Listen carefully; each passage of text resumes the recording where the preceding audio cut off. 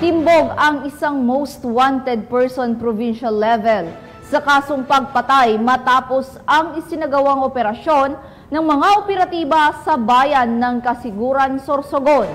Ang ulat mula kay Corporal Brian Imperial. Ito ang isang lalaking residente ng Barangay San Juan, Kasiguran, Sorsogon na akusado sa kasong murder. Pinangunahan ng mga tauhan ng Kasiguran MPS sa ilalim ng supervisyon ni Police Major Fartinga ang operasyon na nagresulta sa pagkakaaresto. Ang kasong murder ay walang piyansang inarekomenda.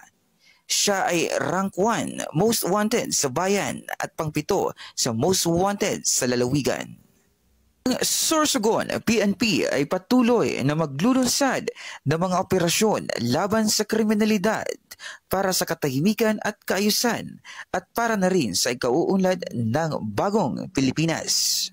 Mula dito sa Legazpi City, ako ang inyong CNN correspondent, Police Corporal Brian Imperial, alagad ng batas, tagapagtuyod ng balitang tuloy.